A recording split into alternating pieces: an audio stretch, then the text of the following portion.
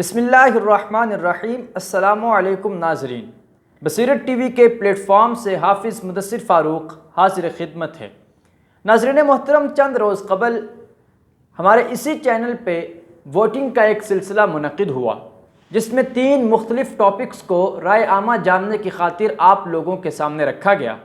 ان topics میں فقہ اور اصول فقہ، حدیث اور اصول حدیث اور جنرل نالج شامل تھے۔ اور ان تینوں ٹاپکس کے درمیان جب ووٹنگ کروائی گئی تو اس میں سب سے زیادہ ووٹ فقہ اور اصول فقہ نے حاصل کیے، لہٰذا ہماری آئندہ ویڈیوز فقہ اور اصول فقہ کے حوالے سے مرتب کی جائیں گی۔ اور یہاں ایک پہلو اور بھی غور طلب ہے کہ فقہ اور اصول فقہ یہ ایک ایسا سبجیکٹ ہے کہ درس نظامی یعنی الشہادۃ العالمیہ کرنے والا کوئی بھی طالب علم فقہ اور اصول فقہ کے مرحلے سے گزرے بغیر اپنی ڈگری کی تکمیل نہیں کر سکتا۔ دوسری جانب ایم اے اسلامیات کرنے والے اسٹوڈنٹس، ان کے سبجیکٹ میں، ان کے سلیبس میں فقہ اور اصول فقہ کا سبجیکٹ بھی لازمی طور پہ ایک کمپلسری سبجیکٹ ہے۔ اور اسی طرح سے جو اسٹوڈنٹس ایم فل کرتے ہیں اسلامک اسٹڈیز میں، ان کے نصاب تعلیم میں بھی فقہ اور اصول فقہ کا سبجیکٹ شامل ہے۔ یہاں تک کہ پی ایچ ڈی کرنے والے اسلامک اسٹڈیز میں ڈاکٹریٹ کی ڈگری کرنے والوں کے سلیبس میں بھی فقہ اور اصول فقہ کا سبجیکٹ شامل ہے۔ اور یہ بات بھی حقیقت پر مبنی ہے کہ اس فقہ اور اصول فقہ کی اصطلاحات وہ فقہ کی ہوں، حدیث کی ہوں، کسی اور علم کی، علم التفسیر کی ہوں، اصطلاحات اول سے لے کر آخر تک اپنی بنیاد پہ ہی قائم رہتی ہیں۔ تو گویا کہ اس لیکچر کا فائدہ نہ صرف یہ کہ امتحان پاس کرنے والوں کے لیے مفید ہوگا، یہ لیکچر نہ صرف یہ کہ درس نظامی کے طلباء کے لیے ممد و معاون ثابت ہوگا، یہ لیکچر نہ صرف یہ کہ ایم اے اسلامیات کرنے والے طلباء کے لیے مفید ہوگا، بلکہ یہ ایم فل اور پی ایچ ڈی کرنے والے اسٹوڈنٹس کے لیے بھی چراغ راہ اور ان کے لیے بھی مشعل ثابت ہوگا۔ اسی طرح فقہ اور اصول فقہ کا یہ سبجیکٹ جس کے متعلق آج کا ہمارا یہ لیکچر ہے، اور انشاءاللہ آنے والی ویڈیوز میں بھی ہم اسی قسم کے لیکچرز مرتب کر کے آپ کے سامنے پیش کرتے رہیں گے۔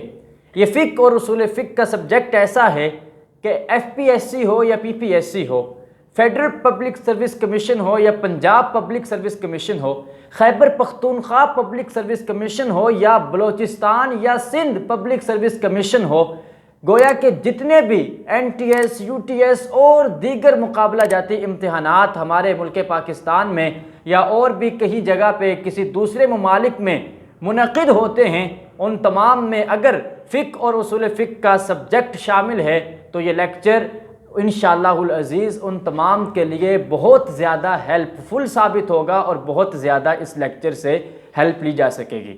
اور ایک اور بات جس کی کلیریفیکیشن کرنا میں ضروری سمجھتا ہوں، وہ بات یہ کہ اس لیکچر میں ہو سکتا ہے کچھ سوال ایسے ہوں کہ جو بہت زیادہ ہائی لیول کے ہوں، اور کچھ سوال ایسے ہوں جو تھوڑے سے کسی کے معیار کے مطابق لو لیول کے ہوں، کیونکہ یہ لیکچر جب تیار کیا جاتا ہے کسی کی اعلیٰ سطح کی ذہنیت کو مد نظر نہیں رکھا جاتا، بلکہ ایک عام پرسن کے وہ مد نظر رکھ کر یہ لیکچر تیار کیا جاتا ہے۔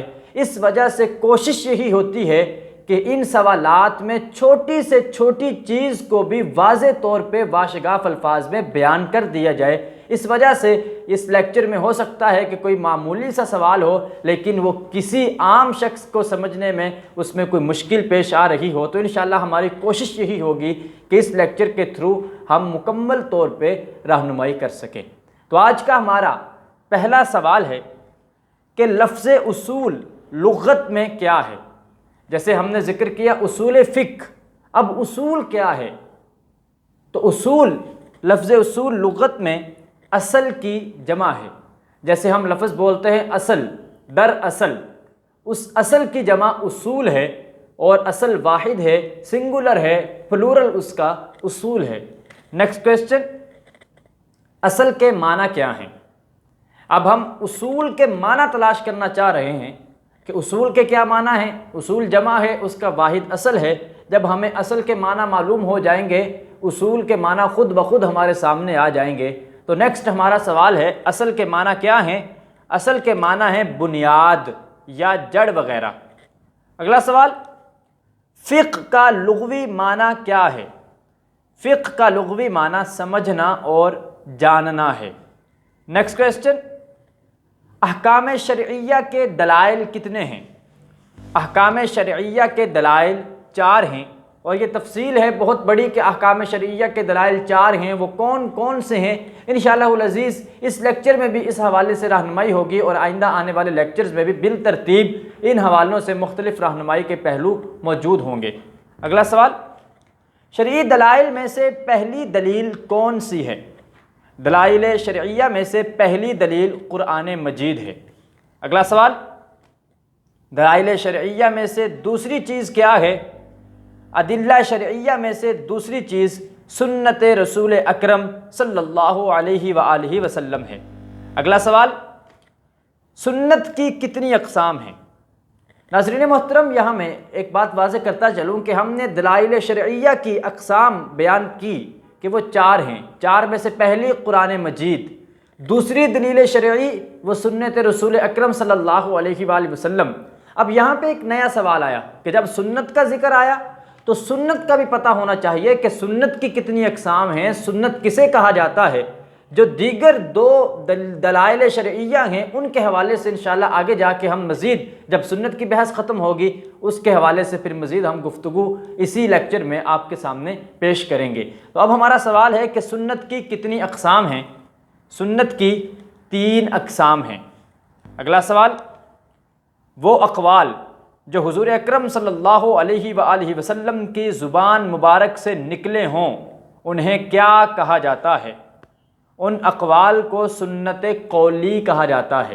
قول کا لفظی معنی ہے کہنا، قول گفتگو کرنے کو کہتے ہیں۔ سنت کی 3 اقسام ہیں، جن میں سے ایک سنت قولی، ایک سنت فعلی، ایک سنت تقریری۔ اب ان تینوں کی الگ الگ ڈیفینیشنز سوالات کی صورت میں بنا کر آپ کے سامنے پیش کی جا رہی ہیں کہ وہ اقوال جو زبان رسالت مآب صلی اللہ علیہ وآلہ وسلم سے ادا ہوں ان اقوال کو کیا کہا جاتا ہے؟ ان اقوال کو سنت قولی کہا جاتا ہے۔ جیسے حضور اکرم صلی اللہ علیہ وآلہ وسلم نے کسی کو فرمایا کہ فلاں کام کرو، زکوٰۃ ادا کرو یا نماز قائم کرو، تو یہ جو آپ کا فرمانا ہے یہ سنت قولی کے زمرے میں آئے گا۔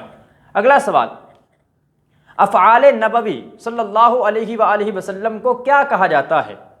افعال نبوی کو سنت فعلی کہا جاتا ہے۔ سنت قولی تھی جس میں آپ کی گفتگو، اور سنت فعلی جس میں آپ کا کوئی فعل تھا، آپ کا کوئی کام تھا، یعنی آپ نے کہا نہیں بلکہ کر کے دکھایا، پریکٹیکل کیا۔ اب وہ پریکٹیکل والی سنت سنت فعلی ہے۔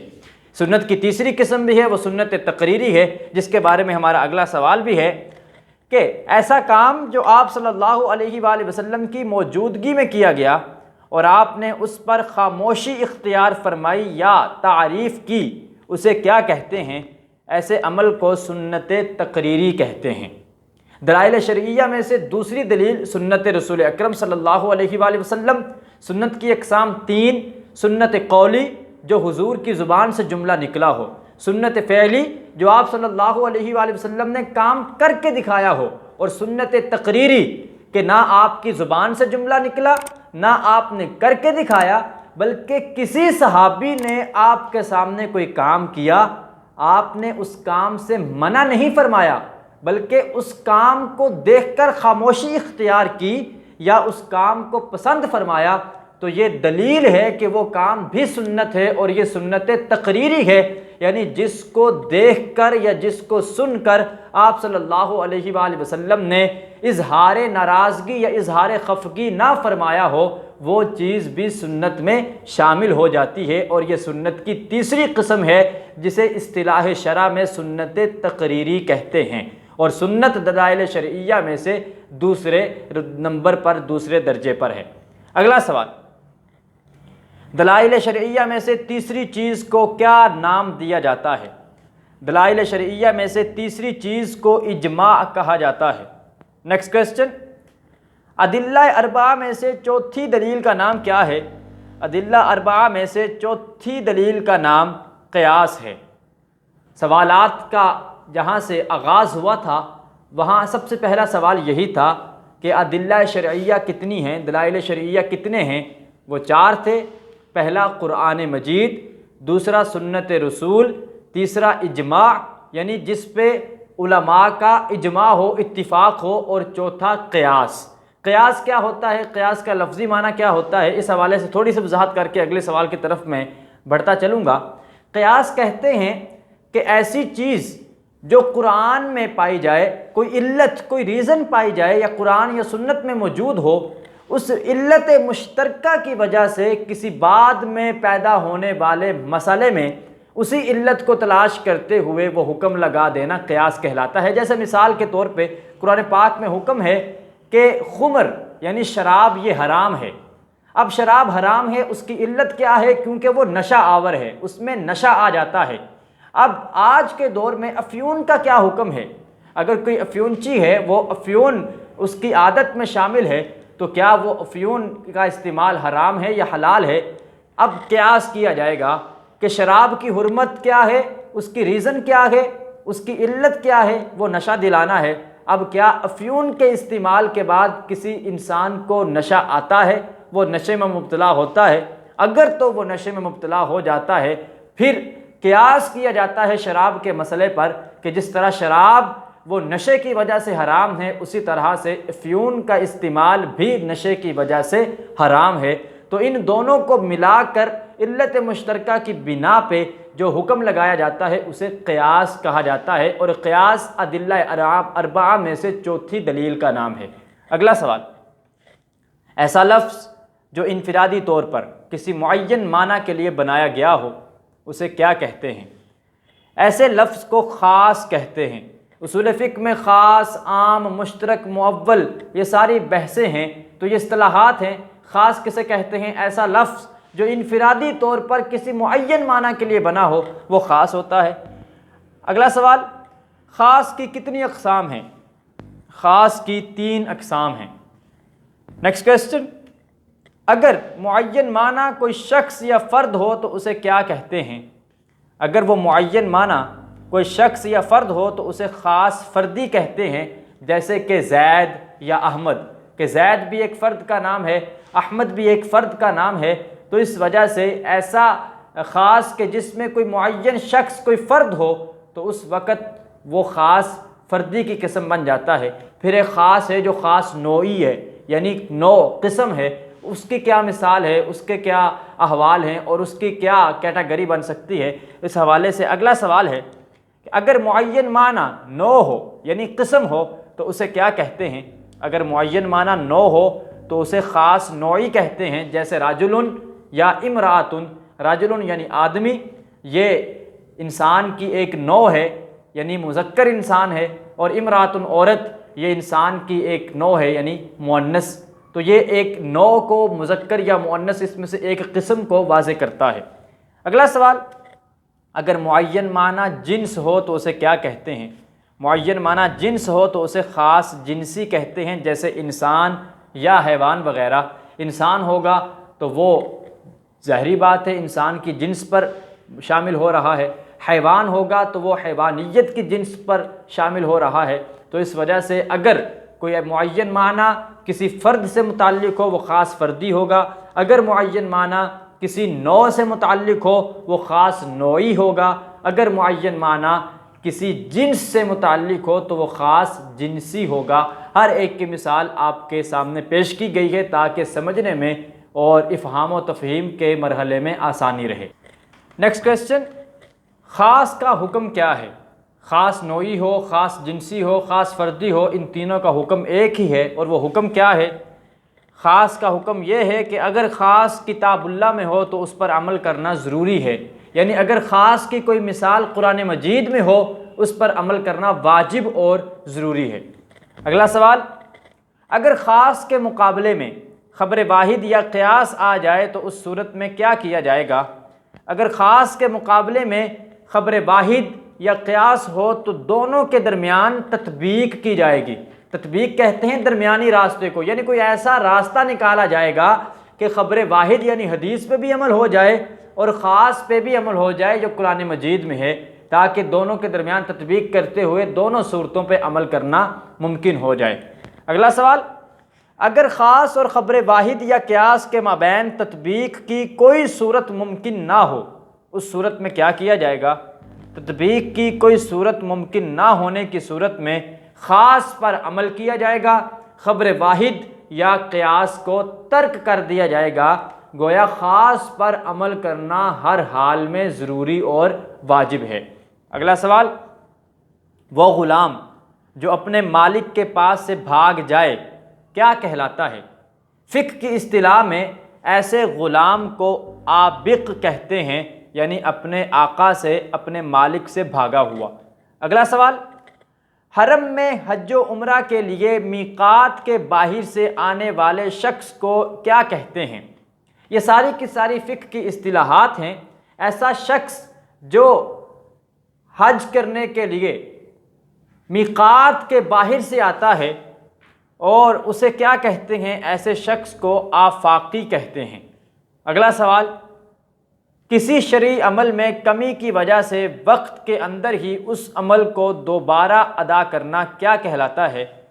شرعی عمل میں کمی کی وجہ سے دوبارہ وقت کے اندر ہی اسے ادا کرنا اعادہ کہلاتا ہے۔ اعادہ یعنی دوبارہ لوٹا دینا۔ مثال کے طور پہ کسی نے 3 رکعت نماز وتر ادا کی، یا اس نے 4 رکعت فرض ادا کیے، وتر ادا کیے، وتر چونکہ واجب ہیں، اس میں دعائے قنوت پڑھنا بھول گیا، سلام پھیر دیا، اب اس میں تھوڑی سی کمی آئی، اس کمی کی وجہ سے اس کی وہ جو چونکہ واجب تھا، واجب کو ترک کیا، اب اس کی نماز مکمل نہ ہوئی، تو اس صورت میں اگر اس نے سجدہ سہو کر لیا پھر تو فبیہا ٹھیک ہے، لیکن اگر سجدہ سہو نہ کیا، اب وہ تھوڑی سی کمی آئی، اگر تو وقت کے اندر ہی دوبارہ وتر پڑے گا تو اسے اعادہ کہیں گے، اگر بعد میں پڑے گا تو اس وقت وہ قضا ہوگی۔ یہ فرق ہے، باریک سا فرق ہے، لطیف سا فرق ہے، سمجھنے کی ضرورت ہے کہ اگر تو شرعی عمل میں کمی کی وجہ سے وقت کے اندر ادا کرے گا تو پھر تو وہ اعادہ ہوگا، لیکن اگر وقت کے بعد ادا کرے گا پھر وہ اعادہ نہیں ہوگا بلکہ وہ قضا ہوگا۔ اگلا سوال، دوران وضو ناک میں پانی چڑھانے کے عمل کو کیا کہتے ہیں؟ وضو کے دوران ناک میں پانی چڑھانے کے عمل کو اصطلاح فقہ میں استنشاق کہتے ہیں۔ اگلا سوال، استنشاق کے بعد پانی کے ذریعے ناک کو اچھی طرح صاف کرنے کے عمل کو کیا کہتے ہیں؟ اصطلاح فقہ میں اس عمل کو استنثار کہتے ہیں۔ اگلا سوال، قمری مہینے کی 13، 14 اور 15 تاریخ کو کیا کہا جاتا ہے؟ قمر کہتے ہیں چاند کو، جب شمسی مہینہ مراد ہو وہ سورج کو کہا جاتا ہے شمس۔ شمسی مہینے سے مراد انگریزی مہینہ ہوتا ہے، جنوری، فروری، مارچ، اپریل وغیرہ، جبکہ قمری مہینے سے مراد یہ اسلامی مہینہ ہوتا ہے، محرم، صفر، ربیع الاول وغیرہ۔ تو یہ قمری مہینے کی بات ہو رہی ہے کہ اس کی 13، 14 اور 15 تاریخ کو کیا کہا جاتا ہے؟ قمری مہینے کی 13، 14 اور 15 تاریخ کو ایام بید کہا جاتا ہے۔ بید کا لفظی معنی ہے سفید۔ ویسے بیدن کا لفظ عربی میں انڈے کے لیے استعمال ہوتا ہے، چونکہ انڈا باہر سے بھی سفید ہوتا ہے، اندر سے بھی وہ سفید ہوتا ہے، اس لیے بیدن انڈے کو کہتے ہیں۔ ان دنوں کو ایام بید اس وجہ سے بھی کہا جاتا ہے کیونکہ یہ وہ دن ہیں جب چاند پورا سفید ہوتا ہے 13، 14 اور 15 کے دنوں میں، اس وجہ سے انہیں ایام بید یعنی سفیدی کے دن کہا جاتا ہے۔ اگلا سوال، 9 سے 13 ذو الحج کے ایام کو کیا کہا جاتا ہے؟ 9 ذی الحج سے 13 ذی الحج کے دنوں کو ایام تشریق کہا جاتا ہے۔ غالباً لاسٹ ویڈیو میں کچھ احباب نے کمنٹس بھی کیے، فون پہ بھی رابطے ہوئے، واٹس ایپ پہ میسیجز بھی آئے، اور ان کی طرف سے یہی کہا گیا کہ کچھ کتابوں میں پڑھا ہے کہ ایام تشریق 3 دن ہوتے ہیں۔ ایسی بات نہیں ہے، ایام تشریق 9 ذی الحج سے لے کر 13 ذی الحج کے دن ہوتے ہیں، اور یہ وہی دن ہیں جن دنوں میں ہم یہاں پاکستان میں بھی ہر فرض نماز کے بعد اللہ اکبر لا الہ الا اللہ واللہ اکبر وللہ الحمد کی تسبیح ہر نماز کے بعد، فرض نماز کے بعد پڑھتے ہیں 9 ذی الحج سے لے کر 13 ذی الحج تک۔ اگلا سوال، 10، 11 اور 12 ذی الحج کے دنوں کو کیا کہا جاتا ہے؟ 10 ذی الحج، 11 ذی الحج اور 12 ذی الحج کے دنوں کو ایام النحر کہا جاتا ہے۔ نحر کا لفظی معنی ہے قربانی، کیونکہ یہ دن وہ ہیں جن میں قربانی کرنا جائز ہے۔ کوئی 10 کو کرے، 11 کو کرے، 12 کو کرے، ان تینوں دنوں میں قربانی کرنا جائز ہے۔ اس وجہ سے ان دنوں کو ایام النحر یعنی قربانی کرنے کے دن کہا جاتا ہے۔ اگلا سوال، کسی جائز کام میں ضرورت سے زیادہ خرچ کرنا کیا کہلاتا ہے؟ کسی جائز کام میں ضرورت سے زیادہ خرچ کرنا اسراف کہلاتا ہے۔ اگلا سوال، ناجائز کام میں خرچ کرنے کو کیا کہتے ہیں؟ ناجائز کام میں خرچ کرنے کو تبذیر کہتے ہیں۔ ناظرین محترم، اسراف اور تبذیر یہ قرآنی اصطلاحات ہیں، اور ان دونوں کا عموماً اردو میں معنی فضول خرچی کا کیا جاتا ہے، جبکہ اگر دیکھیں تو ان دونوں کا معنی بہت زیادہ واضح اور بہت زیادہ صاف اور شفاف ہے۔ اسراف کہتے ہیں جائز کام میں ضرورت سے زیادہ خرچ کرنے کو، یعنی ایک جائز کام ہے، اپنی ضروریات پوری کرنا جائز کام ہے، لیکن اس میں ضرورت ہے 100 روپے خرچ کرنے کی، انسان وہاں پہ 100 کی بجائے 200 خرچ کر دے، اب اوپر والا جو 100 خرچ کیا گیا ہے جو ضرورت سے زیادہ ہے وہ اسراف ہے۔ دوسری چیز ہے تبذیر۔ تبذیر اس صورت میں ہوتی ہے جب کام ہو ہی ناجائز، خرچ کرنا تھوڑا ہو یا زیادہ ہو، ناجائز کام میں خرچ کیا جائے تو اسے تبذیر کہتے ہیں، جبکہ جائز کام میں ضرورت سے زیادہ خرچ کرنے کو اسراف کہتے ہیں۔ اس کے ساتھ ہی ہمارے آج کے اس لیکچر کا دورانیہ ختم ہوا چاہتا ہے۔ انشاءاللہ العزیز نیکسٹ لیکچر میں آپ کے ساتھ ملاقات ہوگی، تب تک کے لیے ہمیں اجازت دیجیے۔ اللہ رب العالمین ہم سب کا حامی و ناصر ہو۔ والسلام۔